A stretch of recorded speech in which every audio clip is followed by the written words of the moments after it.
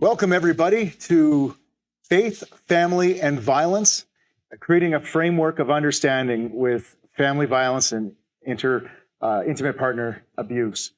I'm going to be your host today, and we're going to go about 2 hours. It's going to be fun and fancy because it's going to be high paced. This program usually takes about 8 hours to go through, so you're going to get a super condensed version in 2 hours. And I'm so excited that you were able to join us. Before I start, I wanted to say a bit about myself, who I am.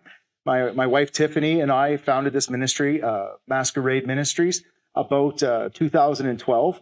And we've been working in the field of domestic abuse, intervention, prevention, and detection for those 12 years. Today, with Your Thriving Family, we do a lot of work outside of the domestic abuse field, working with families to get them where they are today, where they want to be, and that could be with families, couples, or individuals. However, the reality is that domestic abuse is still a huge, huge social problem for us. And so November in Alberta, where we're based out of, is Family Violence Prevention Month, is in November. And so we want to talk about family violence prevention. And that's really the creation of the framework that we're going to be working on today. Myself, with Tiffany and I, our testimonial really started this ministry, which is that everything that you're going to get today is going to come from a different perspective. Tiffany and I are authorities and experts at the field of domestic abuse. But we also have a testimony, and that testimony is really the heart of what makes us different. You see, when I met Tiffany at 33, I had already had a lifetime of generational domestic abuse, and though I was in deep denial, every single intimate partner I'd ever had, I had abused. By the time I met Tiffany at 33, I had 2 sons that no longer called me father. They called another man father. When I met Tiffany, I was so smart about abuse that I myself had convinced that I wasn't abusive anymore. And so today is going to come from a clinical understanding of the work that we've done to understand domestic abuse in all of its facets, if you will, all of its subject matter. However, never forget that the message that's coming today is coming from the heart of a man who used his power and control to dominate his partners, and from the tears of children that grew up in places they should never have. Everything that you're going to get today is going to come straight from the heart. And really, that's the difference. It's really not important that you buy in that I'm a man that's changed or not. That's a good question is, can a man like me change? Ask yourself today if the things that I'm saying are true, if they make sense.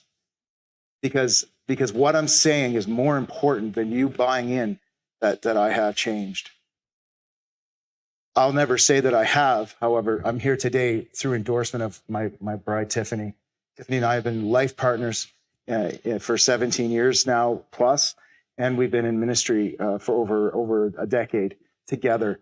And Tiffany could not be here today to join us. However, it's important for Tiffany and I to say this and when we speak, is that because Tiffany and I worked out the problems that we had, and that the problems that we had were my problems. That's not necessarily going to be everybody's story. Everybody's story and circumstances are unique. And really what our story isn't about is a reconciliation. It's really the story of a man taking responsibility and establishing safety, respect, accountability, and support. And those 4 things turned into trust. And I didn't deserve to have a relationship with Tiffany for 17 years. That was a gift that I didn't deserve and I could never pay back. What's important is that I establish those 4 things because those 4 things are critical. They're like the foundation. And we're going to look at that today.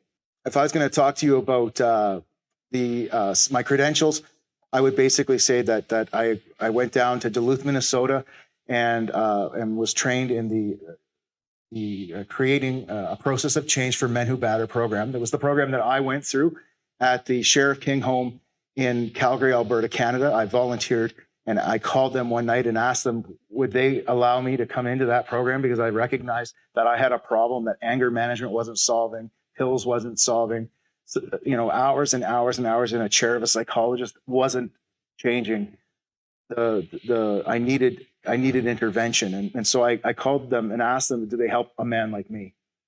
And for the price of admitting that I had a problem with abusing my intimate partners, they brought me into the program that I would normally have to be arrested and convicted and sent with by a probation officer. So that I want to thank the Sheriff King home. If anyone out there passes that along to them, if they could play that forward. And also in Red Deer, because I felt that the 12 or 15 weeks that they gave me of help was a drop in the bucket. To work on the problems that Tiffany was experiencing from me was going to be not just a skill, learning a few skills, it was a belief change. And so we moved to Red Deer, Alberta, which is about an hour and a half from Calgary. There was a man who really is the pioneer of domestic violence intervention. His name is Jim Freeman, and Jim's recently retired. But really, if there was a book that was going to be written on this subject, Jim would certainly at least have one chapter in it. And the work that he did, and he likewise took me in when I didn't have a probation officer to answer to. And again, I thank Jim and Sue for all that they did. I owe my first steps towards freedom from domestic abuse through hope and grace on their willingness to give me a chance. I want you to check in today with your feelings, your emotions, because this subject matter is so common, but yet so uncommonly understood that it's present. So it's misdiagnosed. And so sometimes when people are watching this, they've grown up in a home where there was abuse, though they didn't recognize that at the time. I certainly never used the word abuse in my family. In my home, the word abuse was never, ever even whispered, but yet it was there generationally. And so also, you may have had a partner that you were in an abusive relationship with them, though I don't like to call an entirety of a relationship abusive. I like to look at the tactics of control that are present and the beliefs about them. That I think is a more effective way. But you may have, that said, you may have been in a relationship where there was domestic abuse present, and this might bring back raw emotions. Last of all, about 1 in 4 families, marriages or couples experience some level of domestic abuse in their relationship. 1 in 4. The numbers are high. And so it's maybe that you yourself will hear something today that will upset you or have you feeling confused or have a strong emotion to. And if that's so, I want to encourage you not to label yourself, your partner, or your relationship. Just seek to get some help. With that said, we're going to keep moving on, because the objective today is not to teach you a bunch of terms. It's not to teach you a bunch of skills like anger management or and a bunch of labels like narcissist or etc. What today, victim and abusers, another 2 terms that we're going to be talking about here in a second. What we're here today to do is to take what you know about domestic abuse, which would probably be something like this, and we want to increase today your capacity in understanding that. So before we increase your capacity, we have to get a bigger pot. And to get that bigger pot, as you see here, it's so critical, because when we look at these 2 things, you can't put the soil that you need to grow this in this tiny pot. So imagine that this is what you know today about domestic abuse.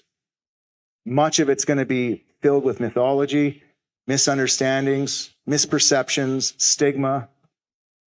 Today, we're going to try to just get a bigger pot. We're just going to try to plant seeds bigger, changing and challenging your beliefs about intimate relationship and what's important. That would be success today if we could have you only have that one idea, is that you would understand a few basics about the beliefs about abuse, as opposed to understanding hours and hours and hours of information that, quite frankly, in a workshop like this, you'll forget as soon as you get it. You'll maybe get given a handout that you'll put on the shelf and be done with and never look at again. But if today we can just change the way you look at relationships, if we can just change it, that you can understand the difference between a counterfeit and the real deal, the genuine article, by its touch and feel. If today you can understand not what abuse, is all these bad hundreds of ways that you can hurt your partner, but the 4 essential things that you need in every single healthy relationship. Because anything less than that is shortchanging. So today it's less about labeling abuse and more about lifting up the idea of that we're going to work on understanding with the utmost of clarity the 4 things that every intimate relationship needs and the order that it has to be established. You can't have number 4 without having number 1. So another analogy that I use is in the potted plant analogy, is the twisting of the yarn. Imagine that confusion is king in domestic abuse. For somebody to be in an intimate relationship that is abusive, confusion must be introduced to the partner who is going to be dominated. It's impossible to control if we simply just start with our tactics. We have to first start to confuse. And we're going to talk about some of those confusions, what I call motivations, the motivations, but we're going to unravel a lot of what you know, and we're going to reorganize it in your mind. Not skills, but just beliefs. Some of the different terms, and we're going to do today, talk about today, different ways to look at ideas as the people within the relationship. Now, when I entered into the programs that I was getting help for, I was told I was a batterer, a perpetrator, and an abuser. And that's fine by me. That's a small price to pay for the help I got. But I will say that those labels that I had actually kept me in chains from freeing me into having a healthy relationship, because they almost gave me permission to do the things I did. You see, words are like vessels that we pour ideas into, and ideas have consequences. And so if we look at some words today, we're gonna switch them around a little bit, because sometimes the word actually lends to the confusion. The first one is violence. Violence is, if we looked in the English dictionary, it says it's a physical act of force. Physical act of force. Yet, if we go to the intervention of domestic abuse industry, the idea of violence is actually much, much broader. There's coercion and emotional and verbal and financial, all of these things. And so we've redesigned this word. The struggle is that you guys didn't get the memo. And so when you're sitting there in your relationship and you're struggling and you have tried everything, you've bought books, you've gone on retreats, you've seen marriage counselors, but something still is not right. That's where I was. The word violence was worthless to me, because even in a relationship like Tiffany and I had, where physical acts of force were present, it happened so infrequently that it was difficult for either one of us to recognize that this was a violent relationship. I would resort to acts of violence from time to time. However, I had other tactics that would not have me feeling ashamed of myself for what I did, because I could lie to myself better with them. And so physical acts of force were used much more, the circumstances would be really out of control before I would get there. And it would be very, very infrequent. This has been the case of the hundreds and hundreds of women that I have ministered to over the last 12 years. The vast majority of these ladies have never had a finger laid on them. So how is it then that we go and take these ladies and say the word violence to them? Are you in a violent relationship? If their intimate partner has never laid a finger on them, instantly there's alienation. If I go to a gentleman and I help him and I say, you have a problem with domestic violence, that word is hindering the help, because the word, I never hit her. And you probably heard people say that. I've got some issues in my marriage, but it's not like I've ever hit her. Now, the other part that the word violence that really, really cripples the situation is that Tiffany would share with me that when we got to a place where I wasn't physically violent anymore, and she would share to me that the words hurt more. The wounds that I couldn't see, they scarred her deeper. They haunted her longer. And that she preferred actually the physical acts of force than the things that I said. So this idea that we keep perpetuating, this belief has to get shattered right off the bat, is that physical acts of force is the cardinal of sins in domestic abuse. It absolutely is not. Certainly most of the women that I have ministered to, that I've been blessed to come into their lives and speak truth into their lives and help them, most of them would say that the most horrific things that happened to them were very, very subtle. They were things that were very personal, things that they were insecure about, that their partner knew they were insecure about. That's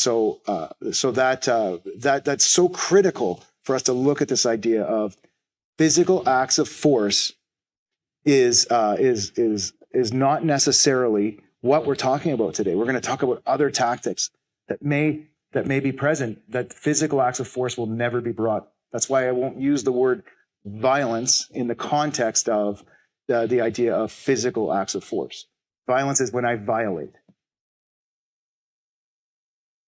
The abuser perpetrator today, I like to say it's the partner who chooses to abuse, as opposed to saying the abuser or the perpetrator or the batterer. I remember a lady named Rieta, and maybe one day she'll hear this testimonial. But I remember she sat me down after I had an act of abuse to Tiffany, and she talked to me about it. And I was really guilt-ridden, and I had said in group that I was a monster. And she set me aside and she said something to me that was profound.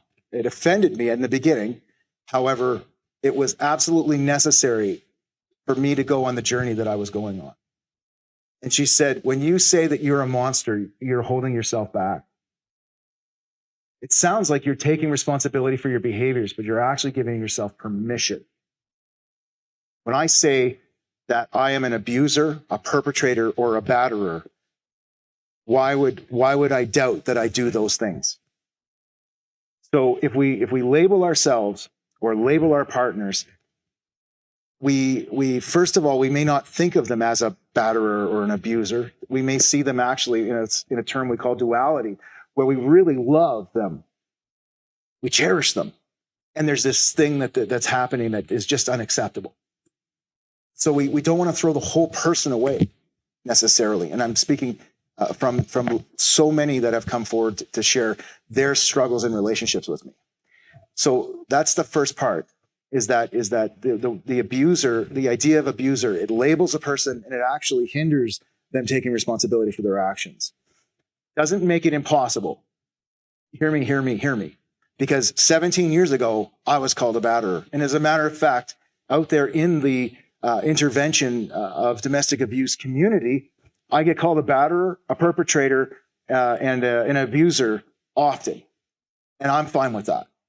I'm fine with that, because when I got to the place where I was going to be responsible for my own beliefs, my own actions, my own motives, when I had those things present, nothing was going to stop me. I'm just saying that it's more effective in the process if we can change it to the partner who chooses to abuse, because we will learn today that abuse is a choice. Abuse is a choice. The next one is victim. The truth is that for Roy to hurt Tiffany, I needed to have something called the victim mentality. It was where I convinced myself of a lie that I was powerless and that actually she was the one that was hurting me. And so I would fight back. There was not a single time that I hurt Tiffany that was not motivated by me thinking in my reality that I was the victim. And so there's two things I think that confuse the word victim. The first off is that the people that I meet that have been in situations where there's been long-term abuse or even short-term abuse, they have an incredible strength. And they have inspired me so much. And so to sit back and to say that they're a victim, because we associate in our society that word, the meaning that we poured into that word, victim, is weakness. The reality was Tiffany was the strong one. It was me that was the one that was acting out of weakness. My ability to hurt her and do it in a cycle, cyclically, that came from my repetitive cycle of victim mentality, that I was powerless, I needed to defend myself, and then I would go out and I would tell half stories to people, half stories, that they would start to think that Tiffany was the problem, not me, or at least part of the problem. Survivor instead of saying a survivor of domestic abuse, I'm not in the survival business. I'm in the revival business. I'm not into here to survive. I want people to thrive. To thrive is to grow. And you don't need to be a mere survivor of this family violence. What the ladies that I have met and ministered to that have been had been in abusive relationships, these ladies are overcomers. They come out stronger. Imagine somebody who just ran a marathon, and they could be the fastest person in the world, but they're running at full neck speed. When they cross the finish line, are they weak? I bet you and I could beat them in a race because they spent everything they could on that track. They spent everything they could on that track. And if I could use that illustration, if you and I came out there and they're spent because they ran past and we said, hey, let's go for a race, they will be weakened and probably not with a full tank of gas. So it's a difference between weak and weakened. Ladies that I have ministered to are overcomers, and they inspire me with the strength that they had, the capacity that they had to forgive, to hope, to compromise, to try to make it work. And to run through that maze when there was, because they didn't know there was no way out of the maze, that the deck was stacked against them. But they were overcomers. That maybe weakened, but not weak. Victim does not fit. Survivor does not fit. Because if you have gone through domestic abuse, you can come out stronger than you've ever been. If you have had a pattern of dominating your partners in intimate relationship, you can make the choice today to come out stronger than you ever have been. You can overcome this. Label as identity, we talked about already. We want to name the tactic, not the person. We want to name the tactics that are happening in the relationship and the beliefs that encourage that behavior, so that we can actually resolve this situation. The label of the identity, all it does is give us our impersonation or our impression of what an abuser looks like, what a victim looks like. So we want to name the tactics that are happening, be specific, so that we can get to the heart of the matter. Enabling is another one that I really, really find to be something that I hear a lot, which is victim blaming. When we take the loved one, and I call victims of abuse, I call them loved ones, because the one thing they all have in common is that behind closed doors, they were promised to be loved, and they got the very opposite. So these loved ones, they're not enabling the person that's hurting them. They're not at all. Because if I say that I'm enabling, I'm buying into the myth that Tiffany had some part to play in my decisions. And that is not the way it was. And I was never going to get any better until I decided to believe that I, as a Christian man, I decide how I act. I take responsibility when I don't act that way. And I do not go around and say that because she allowed me to do this, I therefore did it. That mentality will never get us out of this big struggle. So enabling, I like to call entitled. So I felt entitled to do the things I did. And it does not matter if Tiffany was making it easier for me or not. Like my parents back in Nova Scotia, they used to keep their car doors unlocked because they told me if they want it, they'll just smash the window and go take it. So are they enabling the car thief? Is stealing still wrong? I believe it is. I believe that my parents are not enabling the thief. Shame on the thief for going in and taking what doesn't belong to him. And see, that's one of the core beliefs that we have to change about abuse. We have to start looking at it like it's about taking, not giving. It's not that I didn't stand up and say the right thing. I'm not saying, Tiffany, we need to teach you boundaries. We need to teach you how to stand up for yourself. Not to put up with this. No. All of that is wasted effort, because the only thing that's going to change this is for the person that is using their power to control their partner, for them to take 100% responsibility. And I minister to so many ladies that are so angry at themselves for the things that they let happen. The one that haunts me is my own mother, because she would go up to Tiffany and she would say that I enabled Roy because I didn't take him from his dad.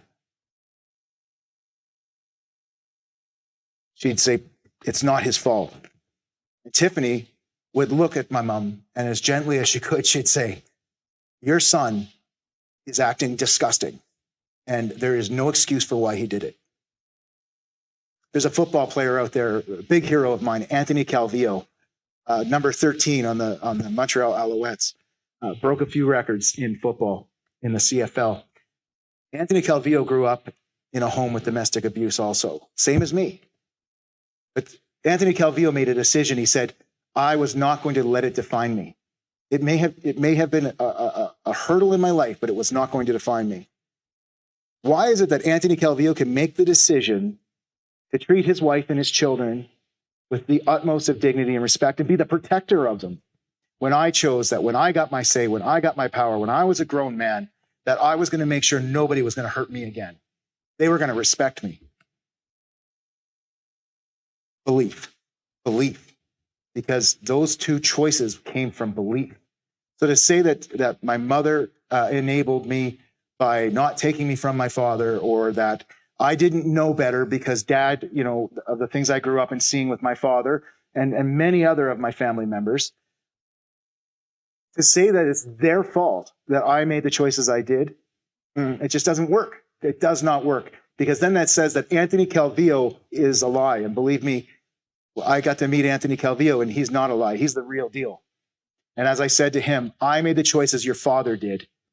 And I forever want to point out men like you, Anthony, that made different choices for me, because you show that we are not the sum of what happened to us. The past does not equal the future.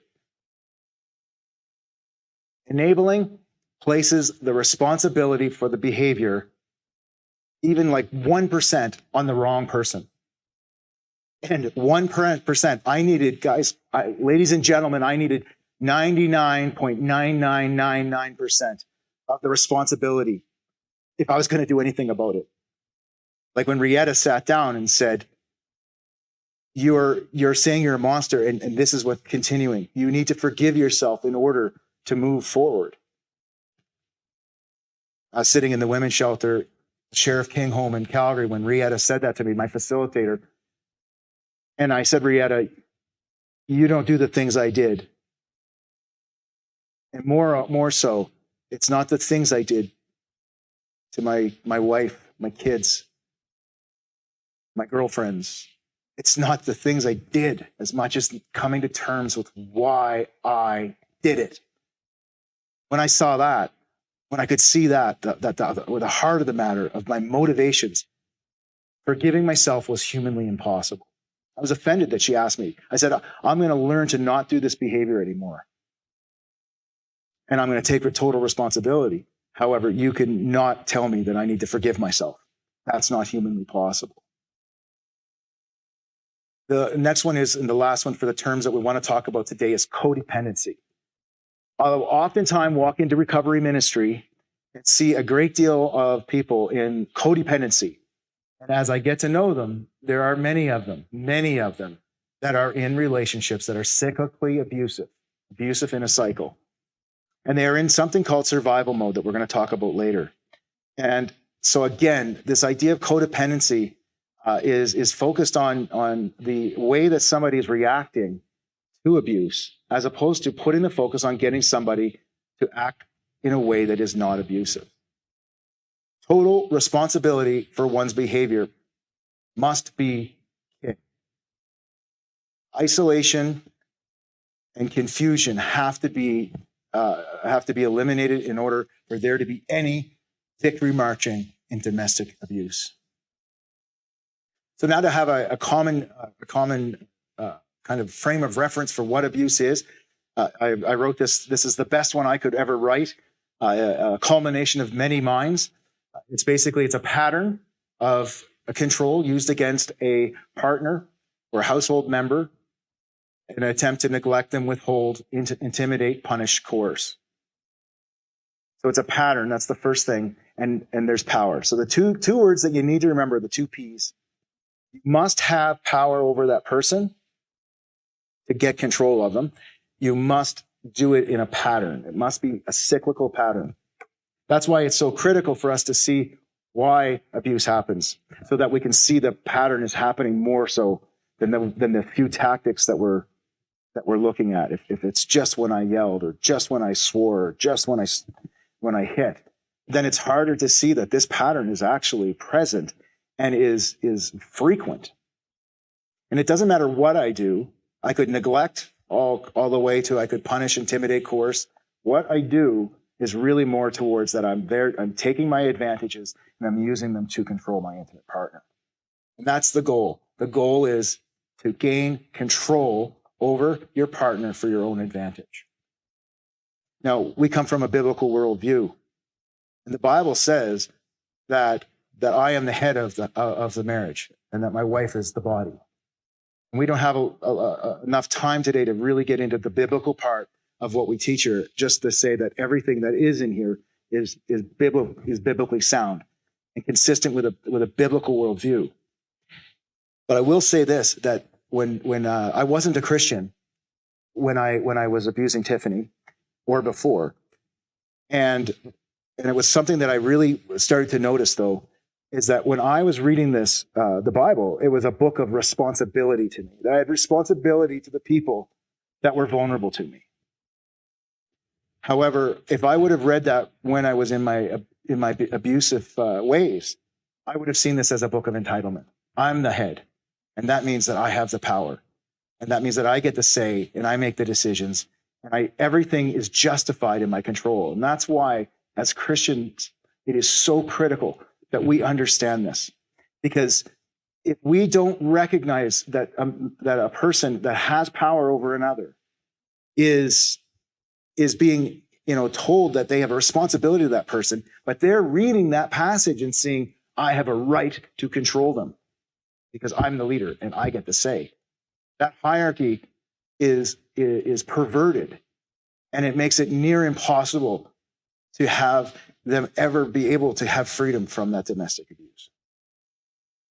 A lot of the times I'm going to talk about relationships, abusive relationships. It's important that we understand that abuse is not about gender. Abuse is not about gender. Abuse is about power. And so much of the work that we do at Masquerade Ministries is surrounded by our testimony. So a man who abused his wife, and that's intimate partner violence. Domestic abuse carries many domains. But the talk that we're doing today is focused in on intimate partner violence, and oftentimes the illustrations I'll draw to you will come from women that I minister to, because we minister to women who have been affected by domestic abuse. and men who have hurt the ones they love and are taking responsibility for it. Now, we also work with many, many, many couples that don't fit into that category. We work on the people that want to take their relationship from where they are to where they want to be. Or maybe they want to get some support going through a breakup. Or they want to understand more clearly what a healthy relationship looks like. So, but the domestic abuse work that we do is focused primarily on intimate partner violence, intimate partner abuse. And it's from a perspective with Tiffany and I. I tend to work with men who are misusing their power and ladies who are being affected by that. There are many, many forms of domestic abuse outside of that. See, we abuse power, not people. We abuse power, not people. And today I'm not talking about maltreatment. Oftentimes, that's one of the ideas that we have if I take out the pots, right? Is I got this idea that anytime I get upset, it's abuse. If I yell, I raise my voice. I need to expand that, because we have to see that yes, that's maltreatment. The illustration I'll draw for you, if I could, is the RCMP. Say I get pulled over for the police because I was speeding.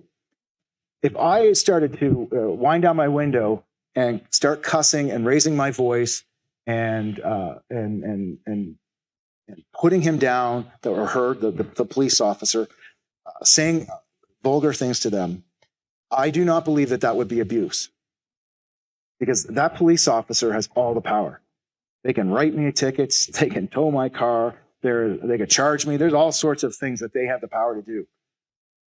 Now, if I got pulled over, though, and wound down my window, and that police officer unloaded on me the way they get unloaded on so often, peace officers, police officers, first responders, that would be an abuse of power, because they have an obligation to use that power responsibly.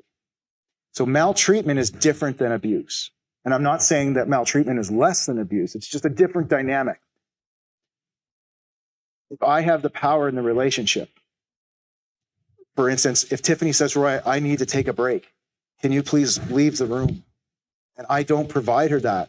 I'm bigger than her. And that means that I can take advantage of it. So I can leave when she doesn't want me to, and I can stay when she doesn't want me to. I basically have all of the control in my hands because I'm physically bigger than her. And if she tries to stop, I can stop her. If I want her to stay, she can be made to stay.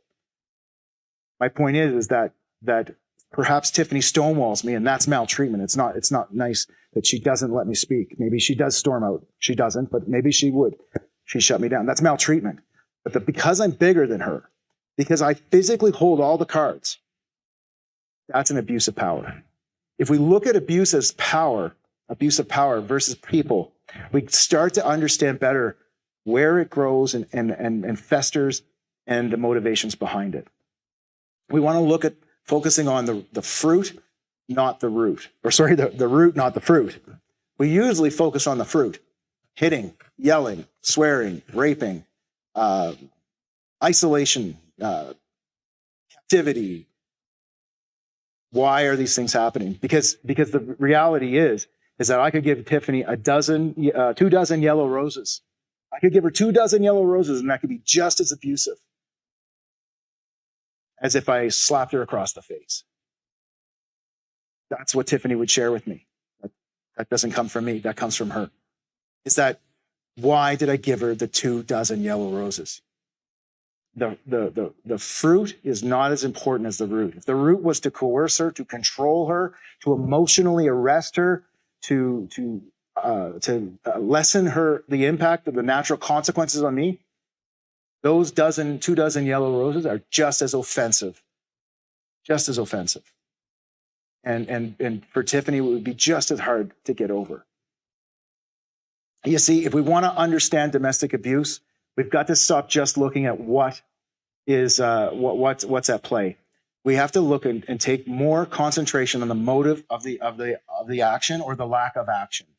If we want to understand abuse, if we want to start asking the right questions so that we can finally get the answers to this problem, because we're asking good questions, but they're not the right ones as a community.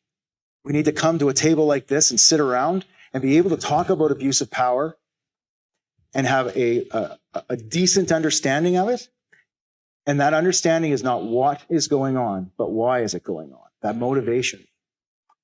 If we put our eggs in that basket more than what, that will give us what we need to start moving the needle on this epidemic that is going on behind closed doors. And if we're talking right now in COVID, when they're saying that people can't leave their homes frequently, and there's tension in that home already, the problems are escalating and escalating and escalating. And the reality is that most of the acts of domestic abuse you cannot get arrested for, because so it goes unreported.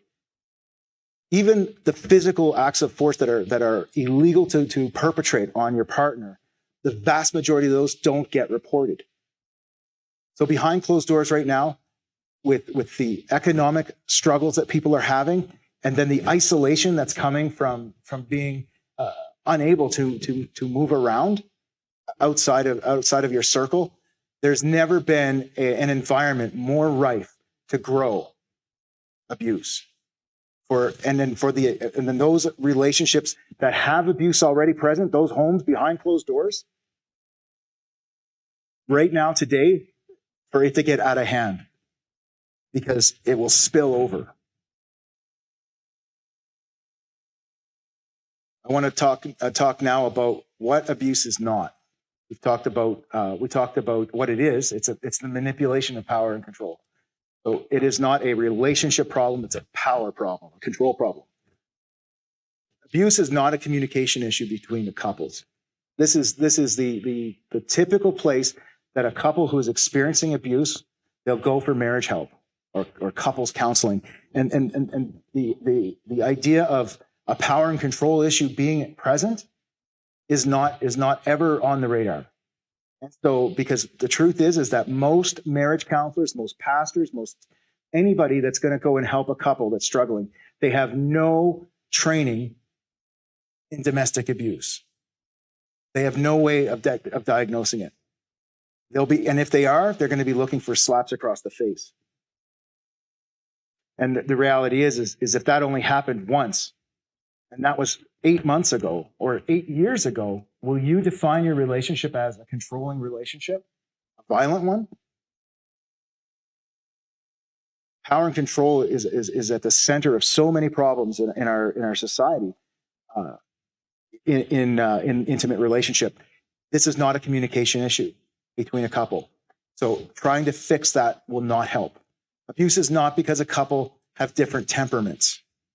It has nothing to do with how you go into a conflict. If you're hot-headed or fight, flight, or freeze. It has nothing to do with that.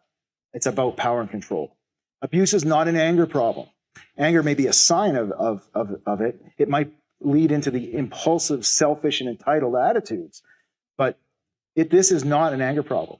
As a matter of fact, I've met ladies who have been with men, 18 years, that they report, and he never even raised his voice to them, but never angry. But they described it as being in a concentration camp, for one. Abuse is not caused by stress.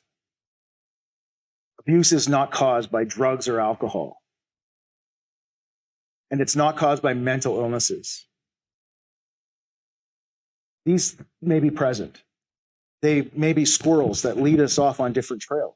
For instance, if I have a stress in my life, I need to learn to manage that. However, there has to be a control problem to have an abuse problem. And so you can fix the stress, but the beliefs about control are going to be still present. My father quit drinking for a year. That was my 13th year of my life. And that was the worst year of my life. He never blew up once at us, but he seethed quietly in that chair hours and hours and days. I was almost relieved, actually, when he started to drink again. He had a drinking problem. However, fixing the drinking, going sober, had nothing to do with his beliefs about power and control. Mental illness may be present, but but this is not the cause. It is a belief problem that we're dealing with here. It's about the entitlements that you believe that you have in intimate relationship, and your beliefs about the opposite sex, the beliefs about what you are that you have a right to, and what measures you're allowed to take to stand up for those. We oftentimes will hear things like, it's very popular now to say narcissist, narcissistic abuse. And the reality is that less than 6% of the population have a personality disorder. So we're looking at 6% have borderline personality disorder, psychotic, psychopathic, narcissism. These are very serious mental illnesses. And yes, those can coexist beside power and control problem, and it can make it worse and make it harder. However, less than 6% of the population have this struggle. Over 1 in 3 women will be abused in their lifetime by their intimate partner. For men, they're not. The numbers are not far off. For 1 in 4 families, power and control will be a significant problem in their relationships. 8 out of 10 divorces that are initiated in our society are initiated by one gender, and they say that the 3 top reasons why they do divorce, the 3 top reasons why are all linked to a power and control problem. So how can we have this epidemic and only 6% of the problem be narcissists? This is a deeper problem than just a label, and that we also, when we label somebody a narcissist, we're giving them a diagnosable mental illness that a trained professional needs to do. That's very rare and is almost untreatable. So what if you're wrong? What if I'm wrong? What if you're wrong? What if they're wrong? And they're not narcissistic. And they did all that they could actually be empowered by making better choices. It's so important for us to not label this in the mental health region.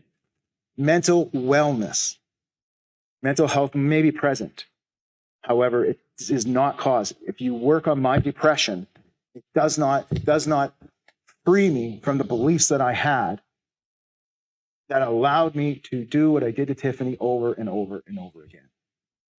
I talked about the idea of understanding what a responsible relationship is and one that is entitled. And to make it easier to remember, we say rights and responsibilities.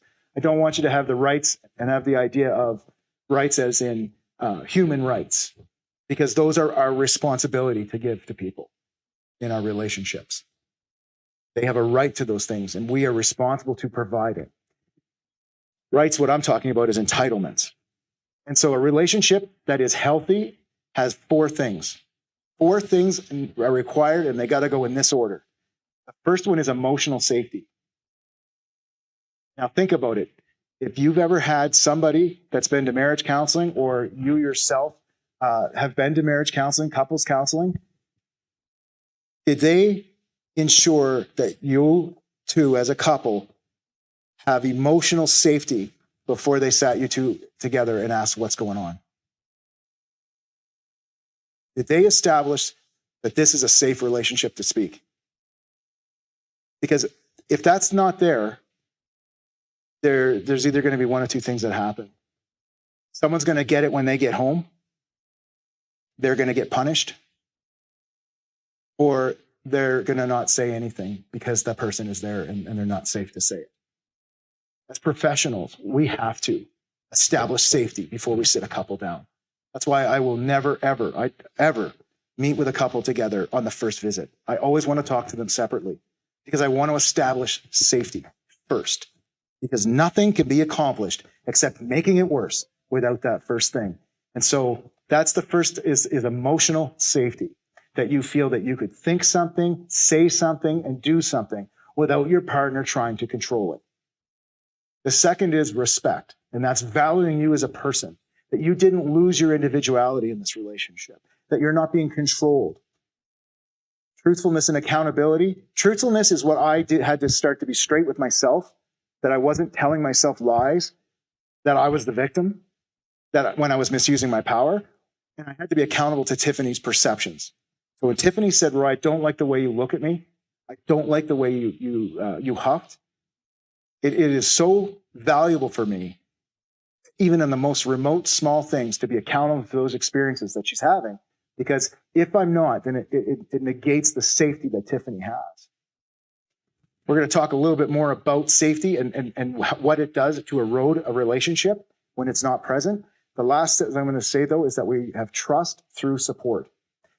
Now, trust through support is that when we support somebody, what's important to them through safety, respect, being truthful and accountable, and we're supporting them in a cycle.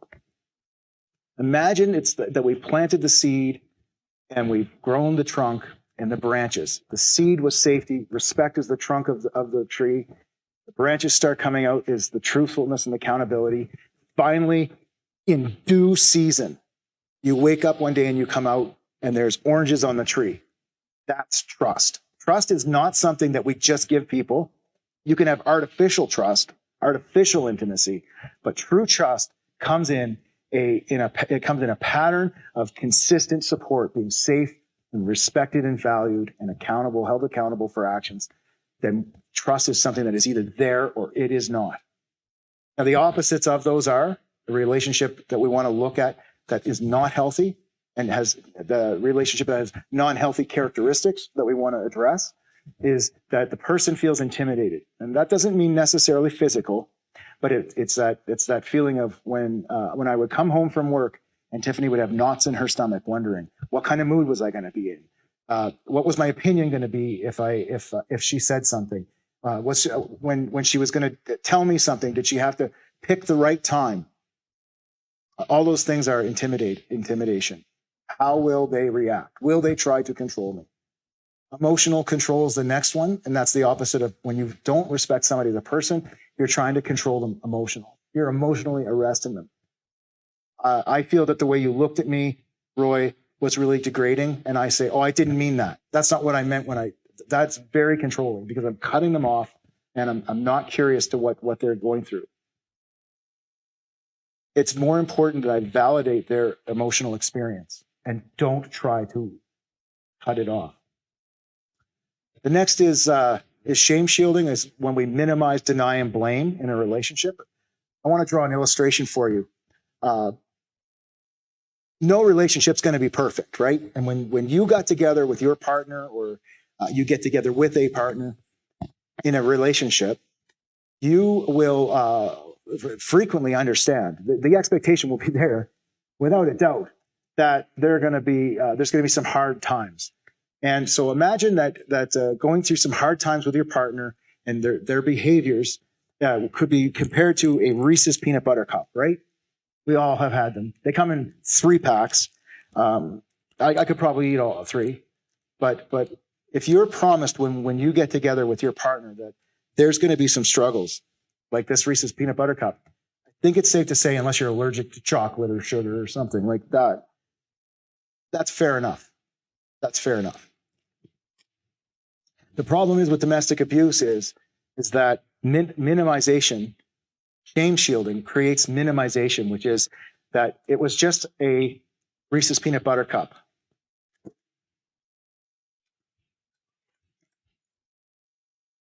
So when you go to your pastor, somebody goes to their pastor and says, can you pray for me because our marriage is going through a rough spot? The pastor thinks this.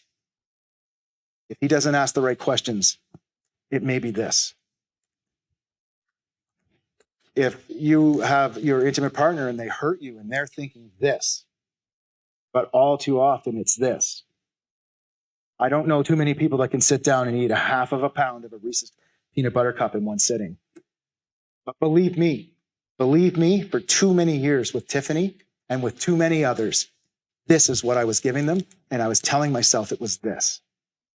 When we shame shield, we lie to ourselves to minimize the damage that we're doing so that we can give ourselves the excuse to move forward. There's a term out there, they call it gaslighting. Gaslighting is when is the theory that I would go and convince Tiffany that she's crazy so that I can not be responsible for the bad things I do. Well, that's just not possible, because part of emotional control is that I believe she is crazy. So I don't have to convince her, because I believe she is. We're going to look at that later about the behavior that oftentimes happens to somebody as a byproduct of being unsafe cyclically. And so really what's going on there is that I'm creating lies because deep down inside, I know that this behavior is absolutely unacceptable. Deep down inside, I know this. How do I know? Because you don't see this type of behavior spilling out onto the street. I can remember one time that when I was disrespectful to Tiffany, and the way I was talking down to her, demeaning her, and we were at a Safeway. And I remember I looked over at the cashier, and I thought that this cashier was going to feel sorry for me. The narrative I had in my head was that she was being absolutely ridiculous with me. She was being hurtful. And I looked to this lady for her to give me the, oh, poor boy. And she looked at me like I was a piece of garbage. She was so repulsed. It just was pouring out of her. So how many times would I have instances like that I continue to do that? Very, very infrequently. There was a duplicity to my behavior. Behind closed doors, I was treating Tiffany, I was treating my kids, I was treating my intimate partners far, far different than outside in the real world. In the real world, I was Prince Charming. I looked like, somebody that you could pity. It was only in those little tiny glimpses that people would get a peek at my behaviors and how repugnant they were. See, I was lying to myself because I knew deep down inside it was wrong. That's why I didn't do this at work. I didn't do this outside of the home. Typically speaking, this type of behavior is happening behind closed doors, and there's only going to be one witness. That's an adult anyway. And that'll be your intimate partner. So we must establish safety before we can have respect in a relationship. We must establish truthfulness and accountability before we establish trust through support. The final one is that when we don't have trust in our relationship, we're not being supported, we feel isolated. So the beginning of a healthy relationship is bookmarked with safety, and it's finished on the other end bookmarked with trust. And nothing else matters until those four things come. You can work on communication, conflict resolution, all of these skills, the skills that'll go right out the window. Active listening, all of this is going to go right out the window, as soon as the emotions get high again. All the studies show it.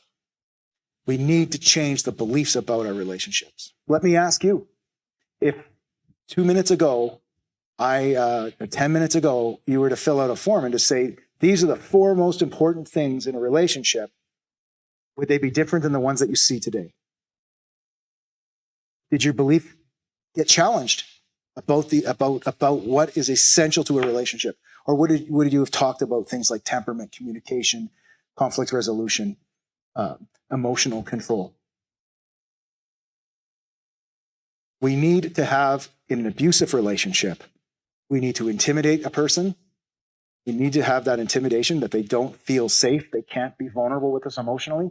And then we cap it with isolation. We have to isolate them from others and from the truth so that I could then start to pour my reality into Tiffany. Imagine it's like a blank tape, a mixed tape. Most of you out there won't remember, but in my generation, we had these things called mixed tapes, and we would get a new friend, say Sean, my friend Sean here, my ministry partner. What I would have done was I would have gone and I would have sat at that radio and waited for these songs to come. And I would have hit play record, and I would have made him a mixed tape. And I would have given it to him when we became friends. It was very common for people to do this. The funny thing was we never listened to them typically. But that didn't really matter because it was somebody sharing who they were. Those songs mattered to them. So when you got together with somebody, you were a mixtape. The songs that you had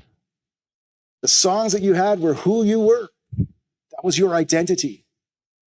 And when you got married, or you get to start dating, and you're with somebody who manipulates power and control, They'll need to intimidate, to confuse, and then isolate so that they can start to put their songs on your tape. They need their songs on your tape. But to do that, they first have to start to erase your song. And this is the very nature of cyclical, intimate partner abuse. It is surrounded with character assassination, losing who we are as a person. The two shall become one. The Bible teaches us, and I don't have time to get into a deep theology. I could talk a half an hour just on that subject. But one thing I love about when I look at the Trinity is that it says that God is revealed by three individual persons in unity, but the Father, the Son, and the Holy Spirit. And so when I imagine that my marriage to Tiffany, that she doesn't lose her individuality because we're one. Unity can exist and the three people still be separate. I hope that what we just talked about with rights and responsibilities with these wheels, or these compasses, sorry, we changed them to compasses, is helpful for you to see the way it spills. We're going to stay mostly on safety for this remaining 49 minutes of your time, because really safety, I say this to men who come in to work on mentorship in being a husband and a father. And we work on this idea of a responsibility compass. Now, I believe that this is very powerful for all men, because safe, respect, truthful, accountable, trust through support, being a partner in relationships, partnership in life, partnership in finances, and working on resolving differences. I think those are things that we all, as men, that the Bible's pretty clear with me that I'm asked by Jesus to be responsible in those ways. And so this is like a compass of pointing north. But we can't work on resolving differences in partnership if we don't have these four parts from responsibility. And it comes from within us, right? If we're motivated by beliefs about being responsible, we will act this way. We'll have a far less skill-based. But if we are wrestling with our entitlements, what we have a right to, and I'm not talking about a right to safety. I'm not talking about a right to be respected. I'm talking about rights to getting your way, that you would manipulate and coerce somebody so that you would get your way, that you feel that you could tell them how to think because the way they think is wrong and the way you think is right. When we have those things, when your heart is bound in entitlement, it is very, very difficult for you to learn to do the right thing. Skill-based will never, ever beat belief. We must go beyond our beliefs about relationships. We need to have clarity on what a healthy relationship has as its characteristics and what motivates it, so that we can then identify the things that are on this wheel, the compass right now. To get us back on course, we need to start to rethink about the idea of responsibility versus rights. Some of you out there are mothers. Think about that in the context of motherhood. Mothers have responsibilities to their babies. When having an education with experiencing Tiffany mothering our daughter and our son, and me being part of that. Me being part of that is a totally different term than Tiffany being part of that. And so often, her rights get negated because of her responsibilities as a mom. It doesn't mean that she allows herself to get erased, but she really, in truth, is getting up in the morning thinking that she's responsible for those two kids. And me watching her do that actually taught me a lot about what it is to be a man. What would it look like if Tiffany could get up in the morning and she could just count on that I was going to be there for her the way that she was going to be there for the kids.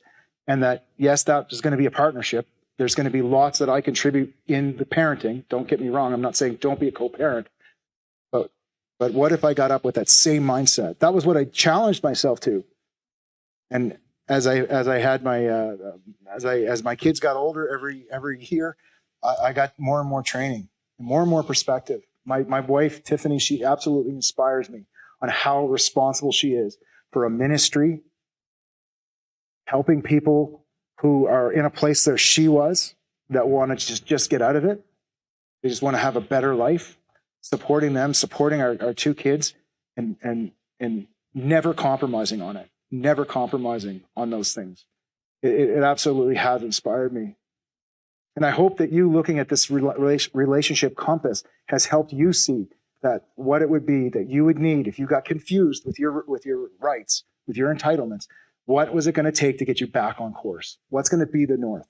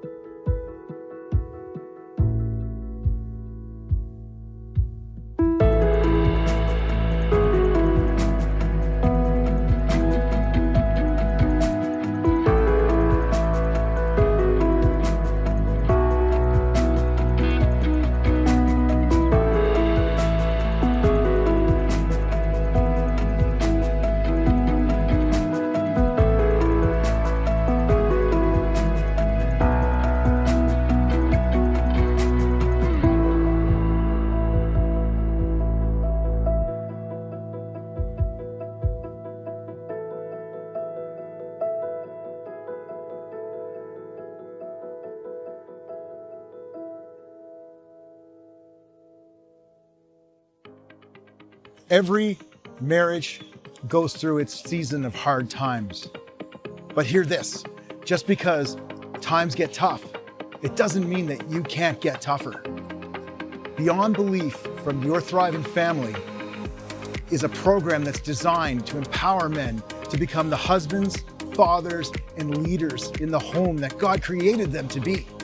Beyond Belief empowers you to overcome even the deepest hurts and betrayals of trust in your marriage. And I can hear you saying right now, Roy, how do you know? How do you know it can be that way?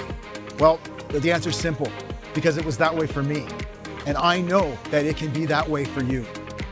This might all sound beyond belief for you right now, but if you're committed to the process, I know that this is waiting inside you to be awakened. So click the link below, get yourself an appointment with me, because I'm so excited about meeting you and looking at the potential that's beyond belief.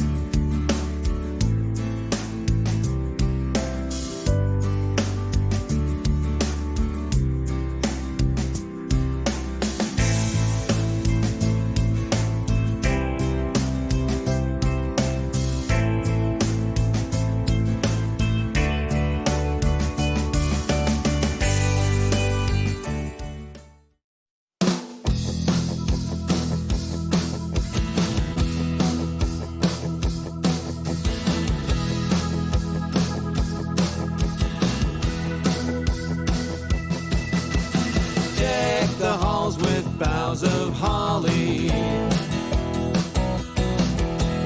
'Tis the season to be jolly. Don we now our gay apparel. You see, as I've been saying over and over and over again today, is that if we want to know why we're acting the way we're acting, because it's not consistent with our intention, right?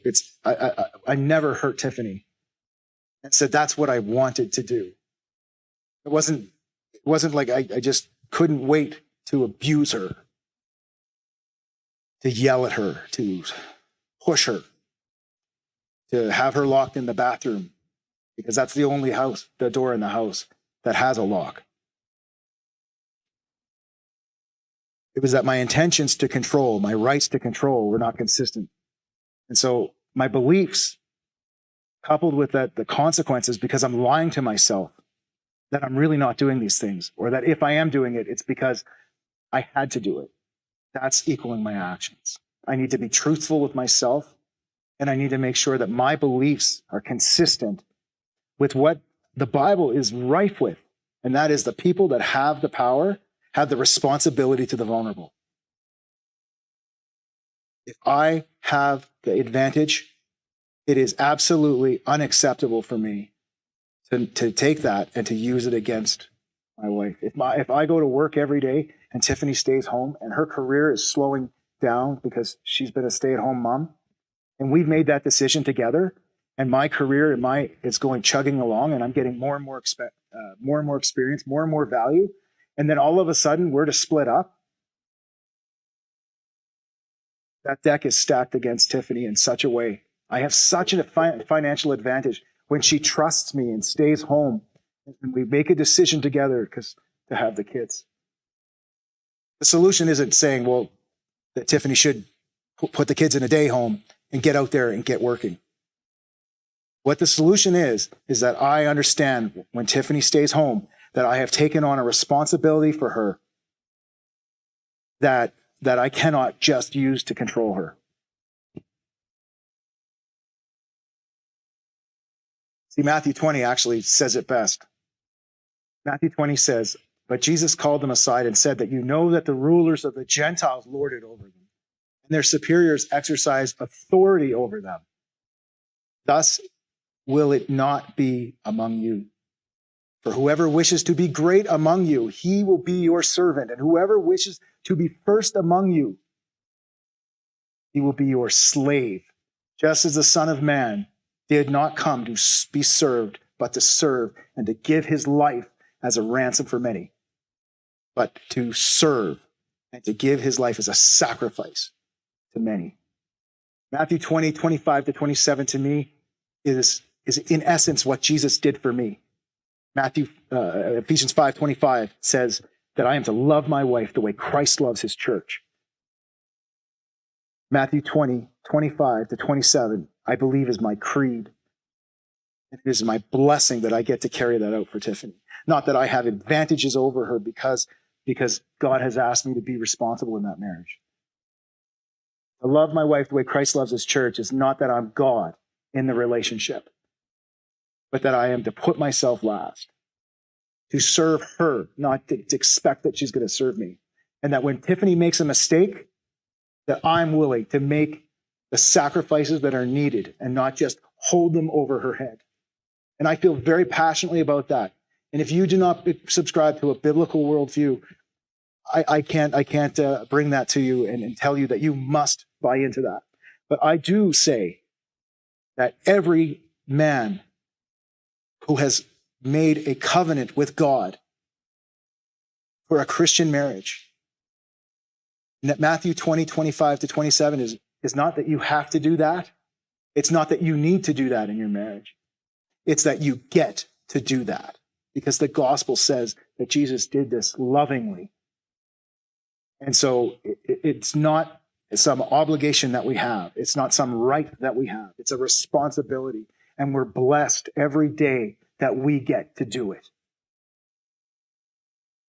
John 13:15 actually says that I have set an example so that you should do as I have done for you. And I believe that Ephesians 5:25, when I read that the first time, as a new Christian, and when I look at John 13:15, I had a men's minister one time say to me, "Well, Roy, John 13:15, that applies to everybody. We're all supposed to have this example that's been set by Jesus." I said, "Sure." But I think that Matthew 5:25 is pretty clear that it should at least apply to me first. Love my wife the way Christ loves his church. He gave himself up.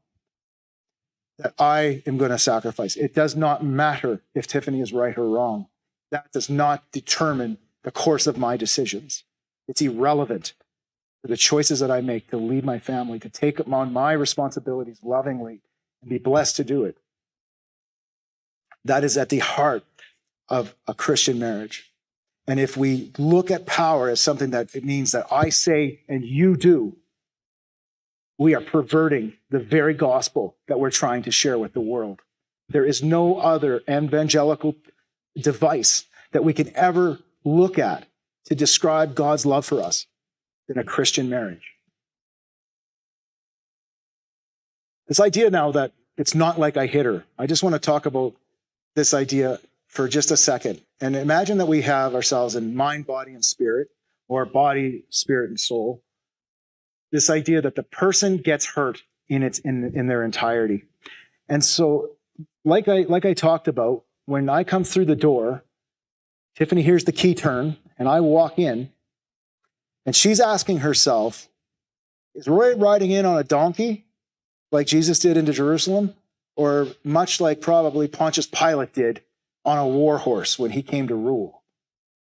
And so Tiffany would be sitting there, and she described to me she'd get knots in her stomach, wondering, what am I getting today? She was physically hurt by something that I was doing emotionally. I was creating emotional. She wasn't worried that I was going to come up and hit her.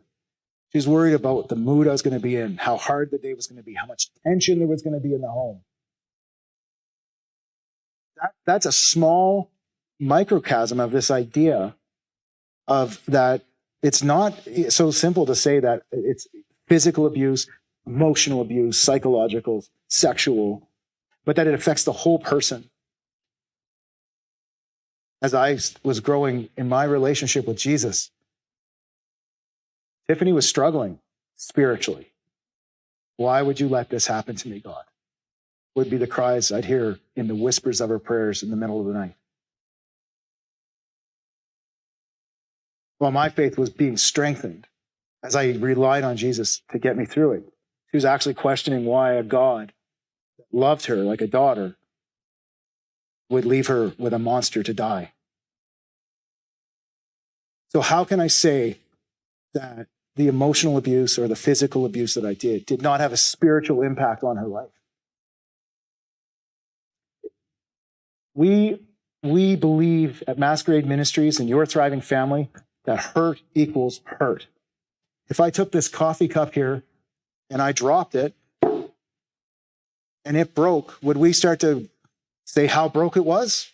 Or would we say, we're not going to be able to have anything in that cup anymore? Wouldn't matter if it broke in 2 pieces or 50 pieces. Broke is broke, hurt is hurt. And so I believe in a healthy relationship, it's important for me to focus on Tiffany's hurt and how it impacted her, than for me to start to debate that fact with her, that I start to get a say on how my carelessness hurt her or my carefulness hurt her. I think it's essential. Now, looking at the abuse cycle, we're moving on. We've got about 35 minutes. I really appreciate, I know 2 hours is a long time to sit down and listen to me. I hope that you're getting some information, but really that you're starting to look at things like abuse is more about a power than people, that it's not what we do, it's who we do it. It's not about gender. It's about power. It's not about responsibilities and rights. Rights, it's responsibilities. And it's not so much about blaming the person that's being hurt for them not standing up for themselves and learning how to control the other person, which is essentially, they need better boundaries. Believe me that when Tiffany tried to put boundaries up to me, it ramped me up because I felt like she was controlling me. And then that just ramped up my control. There was no boundaries that she was going to put up that was going to change anything in the long term. The boundaries had to be the natural consequences of my actions, that I changed my beliefs about relationship. It is irrelevant if Tiffany has good boundaries or not. If she doesn't like that I swear, and she asked me not to swear around her, she should not have to put that boundary up. That should be important to me because she's vulnerable to my voice, cussing and swearing. She's sensitive to it. And so that should be on my radar because I have a responsibility for her safety. Not that Tiffany says, Roy, if you continue to do this, then the consequence will be this, and I'll carry it out.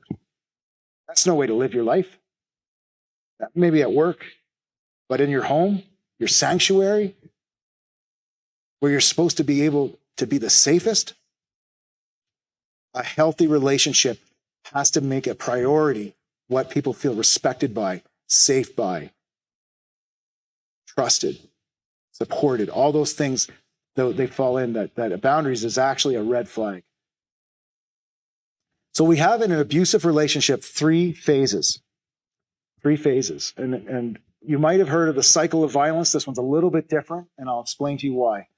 Because ladies do not report that go to places like Duluth, Minnesota for the domestic violence intervention programming. And when they're talking to ladies that have been affected by domestic abuse, these ladies said that they did not believe that the cycle of violence was related to their experiences. This cycle that I created was from what I related. It's not about how Tiffany experienced it. It's how I experienced it. And so it's because I was the one that was in control.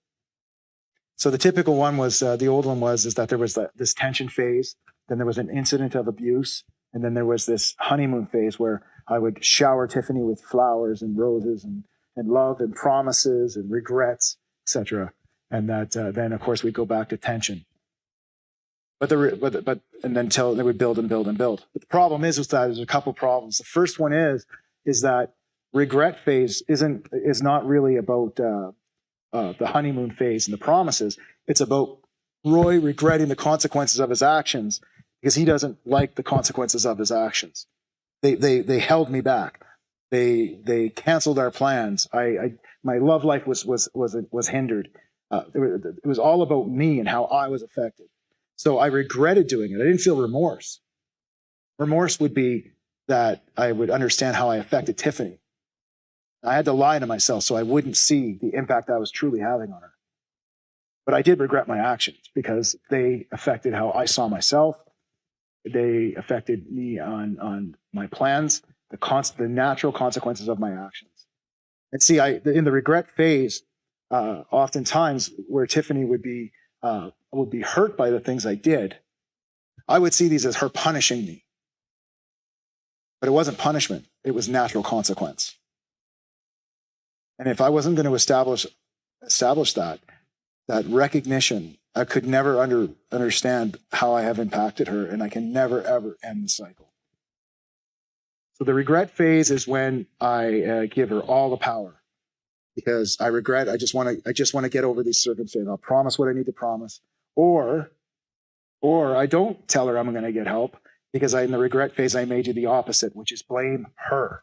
It's actually you. You have some of the part to this. So the regret phase doesn't matter if it's honeymoon or if it's blaming. It will be present. Tension will build again. Because Roy had entitlements to power, when the tension built, I would try to control it and I would have an act. Tension, incident, regret. Tension, incident, regret. But this didn't relate to Tiffany. Because after Tiffany recognized that we were going through this cycle over and over and over again, Tiffany would go from tension in our relationship to when is it going to happen to an incident, and then right back into tension again. So while I was walking around in my regret phase, trying to make things better, trying to bring promise and hope and all these things, Tiffany was in a constant state of intimidation. And what happens in that is that Tiffany would actually start to bring on the incident. Because have you ever had that constant anticipation of something? Like the old expression, the anticipation of death is worse than death itself. That's what it would be like for Tiffany. This is how she described it to me. Is that constantly feeling this tension, whether she recognized it, in her conscious mind or her subconscious, but she never felt emotionally safe. And so sometimes she would just do things that would bring it on.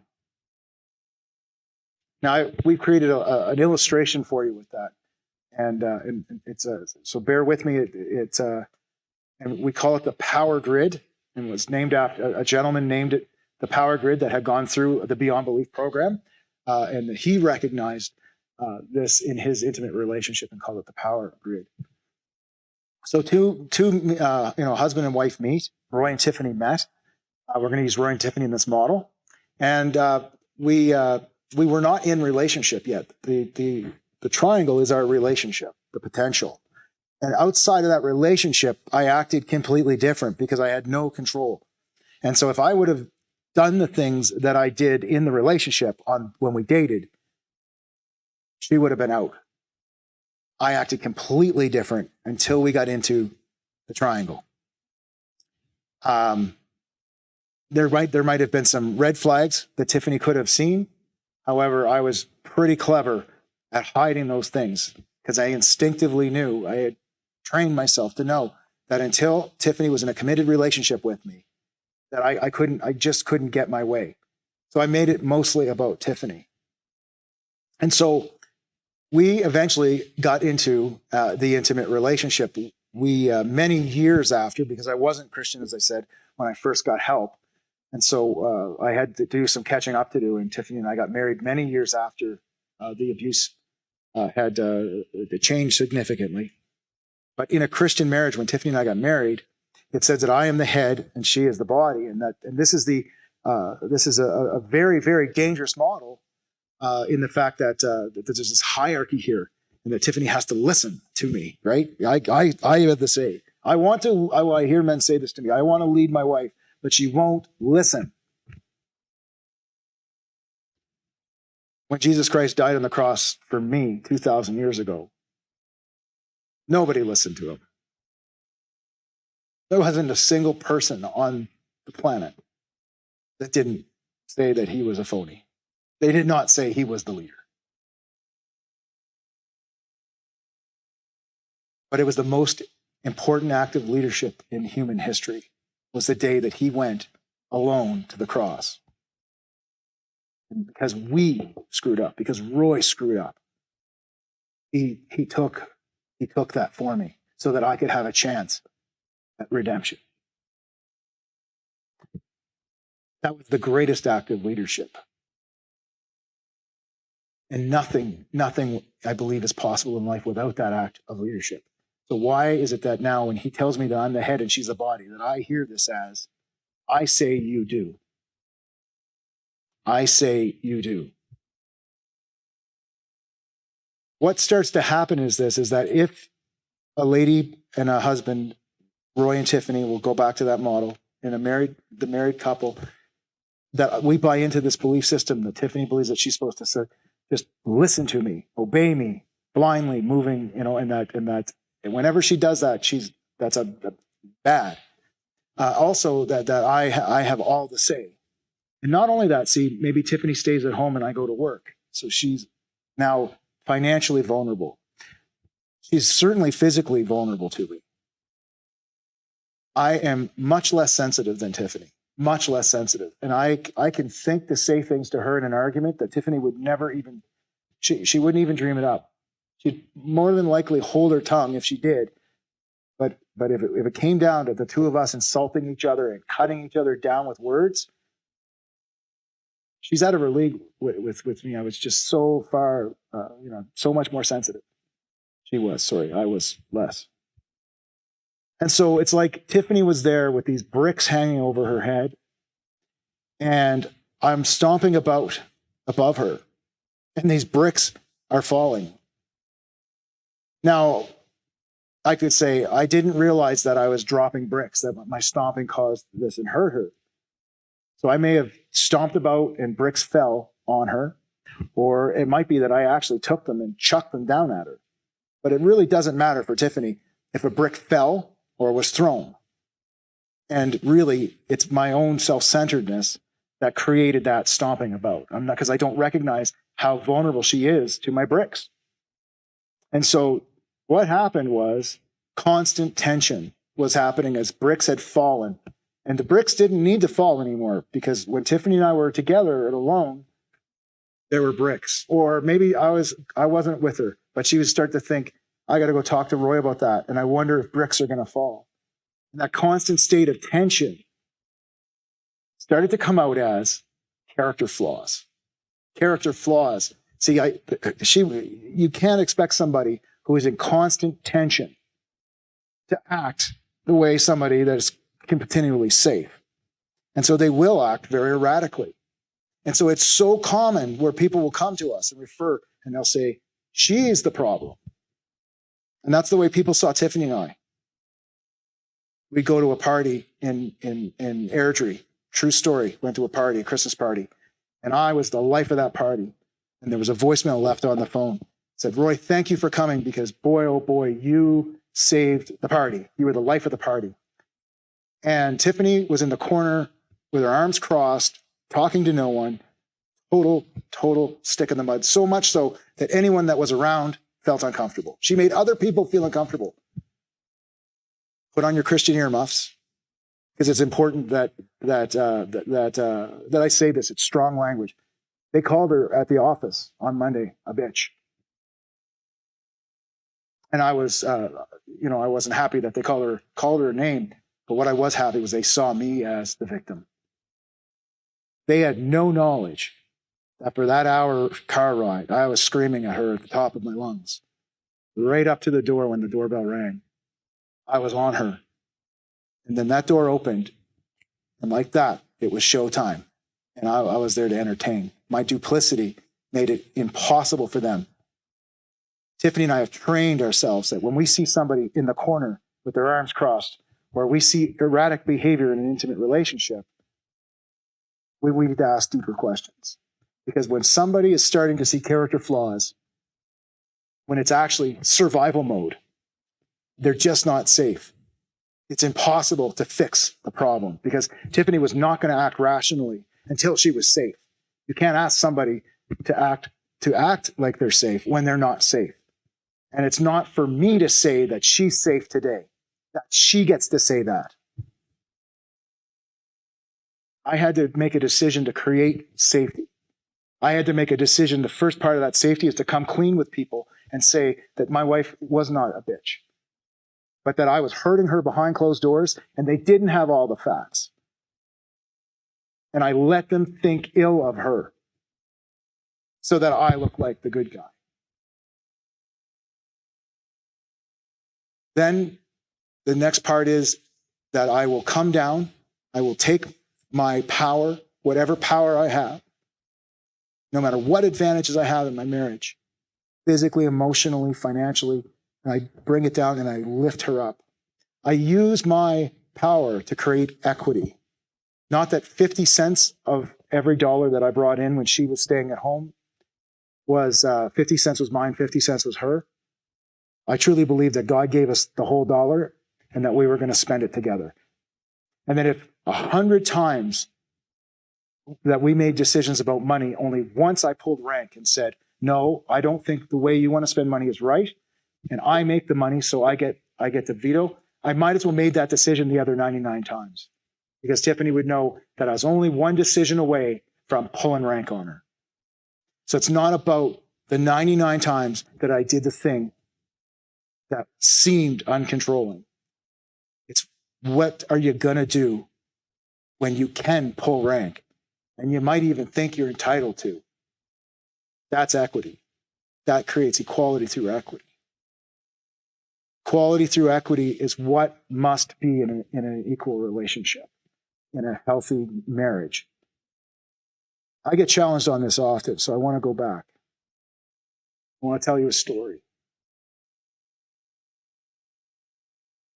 There once was a groom, and there once was a bride.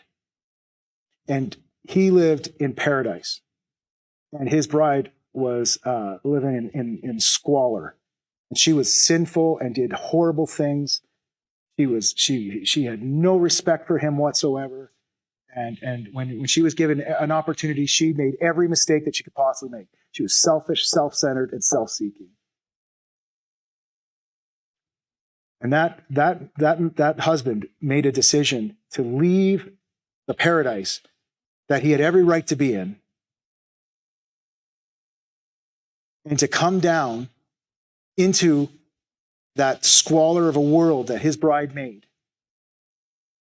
And that he decided to make the actions to lift her up so that his blood was her blood in the eyes of God. You see, Jesus was the groom and we are the bride of Christ. The only reason why I could approach the throne of God with my sins forgiven is because my groom took my mistakes to the cross. Husbands, love your wife the way Christ loves his church. Romans 8:34 says, who condemns Roy? None. Because Jesus Christ, his groom, not only died for his sins, but was resurrected and sits at the right hand of the Father. And he stands between me and anybody who dares accuse me. His blood made me white as snow. And so I believe that in a true Christian marriage, when Tiffany walked down that aisle, I believe that was not a reflection of her sex life. That she walked down that because it's like a reenactment. She is me, the bride of Christ, walking down the aisle, adorned in white, to meet me. And I wish the pastor would have said to me then, Roy, do you accept Tiffany as is? Because that's what Jesus Christ did for me. His blood, his sacrifice, wasn't so that he could get his way, or that he could have his advantage too, or that he would take 50% of the responsibility.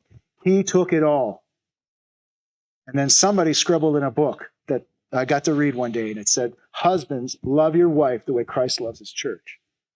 What an awesome responsibility. Now I want to draw a little example of the ideas of diagnosing a relationship. Why is it that when we see these problems with power and control in a relationship, that we see it as a relationship problem and not an abusive power problem? And if I can, I'm going to use this cup as an example. This cup is the marriage. It's the container. And so there are three parts to a marriage. There's the bad qualities to a marriage. And we're going to say, now I like black coffee. And if you like black coffee out there, suspend your disbelief with me for a moment, if you'd please. We only have 16 minutes left. But this coffee here represents the bad qualities of a marriage. Every marriage has them. They're basically times when people put themselves first. They put themselves first. They're selfish about things. What about me? Or, I used to think about when I cut the pie and take the two pieces to the table, and one was a little bit bigger. There was a lot of days in the beginning of our relationship where I had the biggest piece of pie. She didn't know. What she doesn't know won't hurt her. So I'm going to pour that into the cup, right? Because we're going to pour that in, right? Now, if you don't like black coffee, you could still drink it, right? If you had to make a good impression on somebody, or you had to suck through it, if this was the only thing you could, say you had to take pills and this was all you had, you could suck through it. It would taste poor. It tastes bad, but it wouldn't kill you. You can drink that black coffee. We're going to go to the sugar. The sugar is the godly qualities. The godly qualities is when Ephesians 5:25 comes out, when Matthew 20 is applied. Husbands, love your wife the way Christ loves his church. When a man wholeheartedly lives out his belief and his responsibilities to his bride, it's the sweetness to the coffee. And then, thank you, Sean. Now we'll get into the middle one, which is cream. And that's the good qualities. That's the scorekeeping. That's when we have, I scratch your back, you scratch mine. You picked the movie last night, I'll pick it tonight. We have bad qualities in every marriage. We have good qualities in every marriage. We have godly qualities that we are called biblically to carry out with a biblical worldview. Ironically, the studies show that, but it's for another talk for another day, that this one, the good qualities, actually lead to bad marriages when we try to scorekeep it instead of just pouring wholeheartedly in. Doesn't matter how we mix these three up, we can drink the coffee. May not be the way we like it, and the one I just poured right now is not the way I like it. I like it black, but if you poured this for me, I could drink it. But there's another ingredient to the coffee. There's another ingredient to the coffee, and I want to ask you, because you may not like it, how much liquid Drano would you take in your coffee before you drink it? Have you ever before today ever wondered if there's any liquid Drano that's been put in your coffee? When they ask you, how would you like your coffee? Have you ever said, I like a double, but no liquid Drano, please? Well, the liquid Drano is the abuse. Now, what if there was abuse in your relationship? Husband is using his power, and I'm speaking from a Christian biblical worldview here. He's using his power that God gave him to love his wife the way Christ loves his church, take his headship and use it to be responsible, to create equity, use equity instead of dominating. And he used it though, and we of course meet the couple. There are some bad things going on. Right? And we said, well, there's just a drop of liquid Drano. Would you drink this? How many sips would you have? Can I ask you, how much liquid Drano would you accept in your coffee before you said enough? And even deeper, if you had somebody come sit down with you and they were with you and they say, my coffee has liquid Drano in it, would you say, well, it's not that much, you can keep drinking it. We'll get it out with the next cup of coffee after this, but you got to drink this one. You have a responsibility to drink this coffee because you've made a commitment to drink that coffee. You know, bad relationship qualities are like this. And every man and every woman signed up. They know that things are not going to be good. There could even be seasons when you're drinking black coffee and that you're going to have to, you're going to make it through to the better times. But that's not what we're talking about here today, folks. We're talking about this. Because anytime that there's an abuse of power in an intimate relationship, not maltreatment, but an abuse of power, where somebody is literally being have their power and they're using it to assassinate the other person's character. Things that you can't pick up the phone and call 911 on. Say, I just need to report that my husband called me a bad name, or I need to report that my wife used our mortgage payment to gamble. I'm not talking about things that you can call 911 on. I'm talking about the times that abuse is the power that God gave us is abused. The power that God gave us to have responsibility for our families, and it's abused. That is liquid Drano in the coffee. And if you're meeting with people and you know that they're struggling, or you're out there struggling and you haven't asked the liquid Drano question, you may be thinking that they've got some bad marriage qualities, bad things going on home behind closed doors, and you're asking somebody who's very vulnerable, who's being controlled, who's being constantly told they're wrong, who has being treated one way behind closed doors, and then the rest of the world sees it completely different. That whenever they make a mistake, it's heralded and lorded over. You could be asking them, what part is your responsibility for the Drano? I'm here to tell you right now that if there's one drop of liquid Drano in somebody's coffee, first of all, it's too common that it's there. 1 in 4 relationships, 1 in 4 marriages have a liquid Drano problem. And so when we see people struggling, we have to ask ourselves, is there an issue with the misuse of power? Is it, and if it is, it's not a skills problem, it's a belief problem. And it's not a problem that they need to come together because there's no safety and there's no respect. There's no safety and no trust. And so that they're not going to be able to get anything done together until the person who has the authority in that relationship takes responsibility for their own behaviors. And they say, it doesn't matter what I get back, but I am going to be responsible for safety, respect, accountability, and support. And it does not matter how the other responds back to me. Too often, we're focused on people drinking poison instead of diagnosing that there's a poison problem here and getting a clean cup. Because even if I poured this out right now and poured you a coffee the way you like it, would you drink out of it knowing that there's poison in there, that there's liquid Drano in there? When Tiffany and I gave our testimony at Crossroads Church in front of 1,000 people, and they were like the first 1,000 people that knew our stuff, we had hidden it. We thought we were going to get absolutely rejected. How could good Christians stand up and hear about a man that abused his wife and that she stayed with him? We thought that we were the only two people in the world that this kind of stuff happened to. Our pastor, Pastor Stu, who really was the one that encouraged us to come out, said that God had sent me on a search and rescue mission. He said that on the ruins of the old, I will build anew. On the ruins of the old city, I'll build the new. That was a promise that was made to Jerusalem. And he said, that's what you guys have done.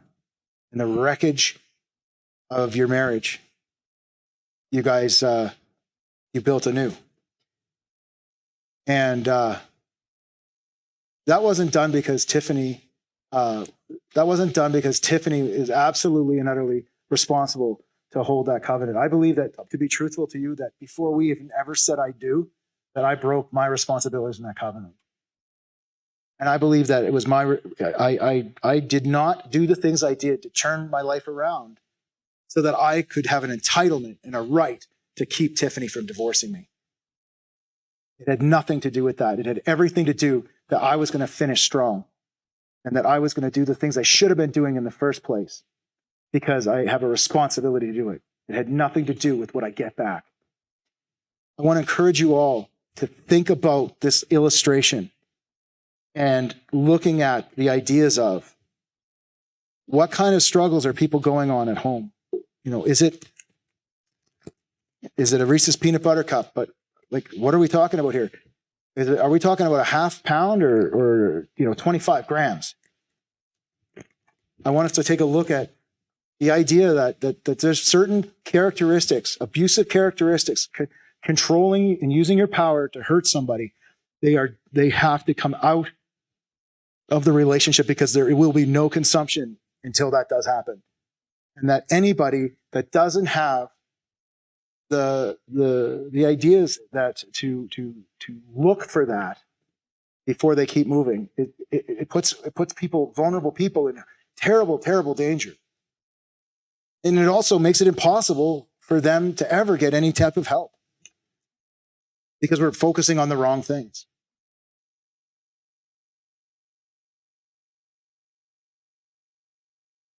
The last I want to talk about today is the idea of forgiveness and trust. Forgiveness and trust. Forgiveness and trust is oftentimes confused together. And this idea that Tiffany needs to forgive me. And yes, she did. However, trust is something that's much different. You know, to forgive is to set a prisoner free and discover that you were the prisoner. The prisoner was you. When we forgive somebody, we want no consequences for their actions. Like no punishment for their actions, sorry. But there will be natural consequence. And that's the destruction of trust. And so it's so important for us to ask ourselves when we're seeing marital problems, because that's where it's going to come out, a lot of domestic abuse, or we're seeing couple dating problems, or we're seeing, is this a forgiveness issue? Or is this a trust issue? Because too often when I'm ministering in couples, they're talking about what happened. One of them is talking about what happened 20 years ago, 10 years ago, 5 years ago. And the other person is still struggling to trust their partner because of the way they're acting right now. One of the people is saying that they have a right to be forgiven and that trust comes right with that, and that the other person needs to get over it. And the other person that I minister to is struggling as hard as they can to get past it. I remember telling Tiffany, if you could just forgive me for what I did, you could just trust me and we could get over this and move forward. And I remember her sobbing.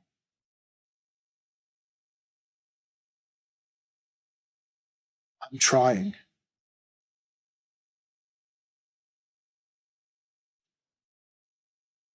If I could just leave you with that one thing, that if somebody's being hurt in their marriage by somebody who has a power over them, believe me, they've tried. By the time they've come to you for help, by the time they have come, they have tried everything they know what to do. There's 3 things that we should ask them. Are you safe? Do you need anything? And I guess the third one is a statement. It's just that I'm sorry that you didn't come sooner. I feel really sorry.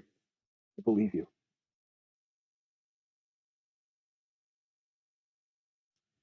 Last we want to talk about is red flags. Now, we've got 2 minutes and 41 seconds to talk about red flags.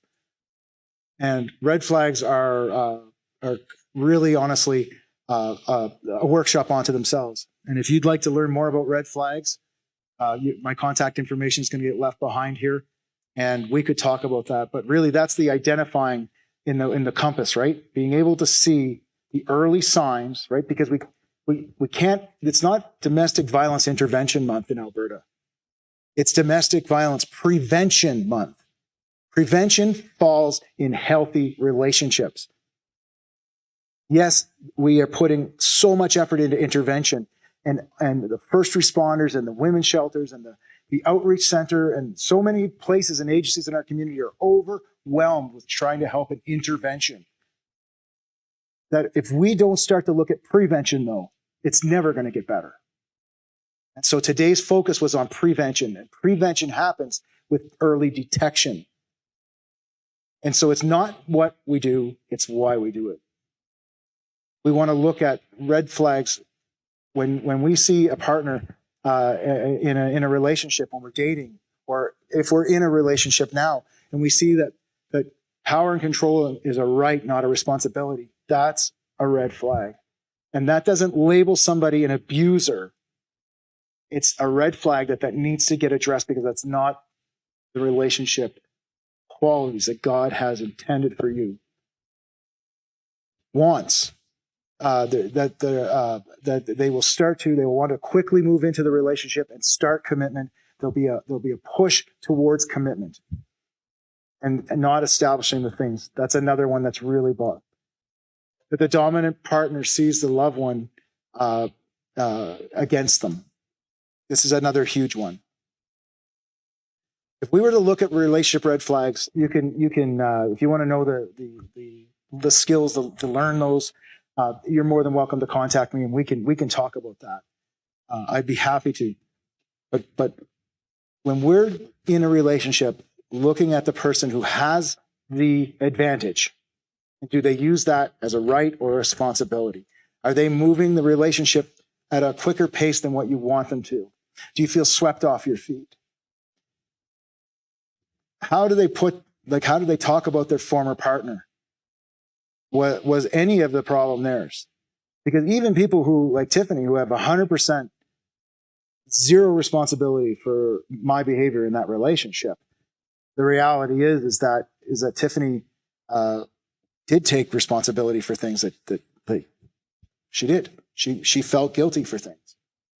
So it will be a sign of trouble if somebody is demonizing the people that they were in former relationships with, and not having anything to say about what they could have done differently. It is that there's any ideas of all or nothing, that things are good and evil, right and wrong, up and down.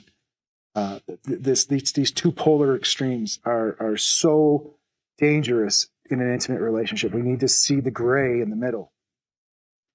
And this idea of trying to get you to see the way they see things, as opposed to them being curious on how you see things. They want to having that interest, because the person that has the advantage is going to struggle to create that equity. Remember, there's nothing that I can do to make Tiffany have physical equity with me. Nothing. Except that I never compromise it. That anytime that Tiffany says, Roy, I need you to leave the room, that I do that, not because because I chose to, but because that she has a God-given right to have equity in that relationship physically, right? That if Tiffany doesn't have profanity and would never curse and swear at me and call me names, that I have an advantage, because if I could, that I ever use that against her is a misuse of power. If I've been asked to be Jesus Christ in the marriage, if a book that talks about salvation says that I am Jesus and she's the bride, and I ever use that authority to not lift up the vulnerable and to sacrifice, to put myself behind her, we've got big problems. And if you're looking for red flags in relationships that are outside, you see people that are struggling. Half of our marriages are ending in divorce. 17% of Christian marriages report being happily married. So there's a lot to work on here, folks. And if you want to be able to identify this, you may sometimes see what you think is the problem, but it's actually the person that's actually being affected by it. I want to thank you so much for joining us today. Really interested to hear your comments on how things are. I want to leave with the idea today that it's not important for you to sit here and say, I'm in an abusive relationship or I'm in a healthy relationship. We all have work to do on having responsible relationships. I've been doing this for 17 years, every Thursday night. And I will be there 17 years from now. God keeps me on this earth, because everybody struggles with their entitlements, what they want in life. We're constantly in tension with that.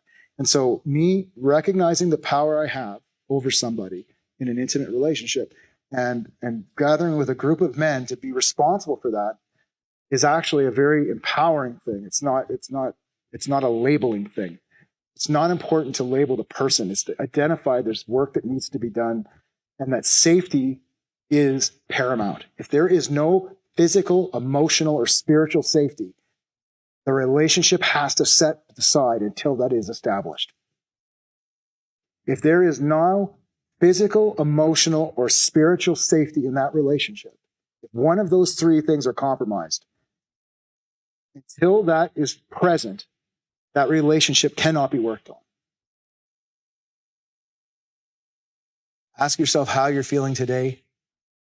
And we want to thank you so much on behalf of ourselves and the families that we minister to. Like I said, some are in abusive relationships, some are struggling through the past. Most are not. We really specialize on helping people get from where they are to where they want to be through having clarity about their relationship beliefs, so that their intentions and their actions are aligned with each other. Right? When your beliefs about relationship are healthy and you're motivated by those responsibilities, it's kind of hard to have a relationship that is decaying. And it's really easy to start seeing one that's thriving. And the last I want to leave you with is an invitation to go deeper. I think I missed that one. But if you want to go deeper, if you want to have a conversation with me, I left my roymitten.com is easy to get to, roymitten.com. You can go to Masquerade Ministries. I'm on Facebook. And you can book an appointment with me so that we could sit down and talk. If it's in the Red Deer, Central Alberta area, social distancing in effect, we can look at it at sitting down and meeting, or we could talk on the phone. We could talk by Zoom. But I would be happy to hear from you. May God bless you and keep you and shine his face upon you and be gracious to you. And may he give you peace. May you carry that peace back into your homes. Thank you so much I've been very privileged to have you join me today.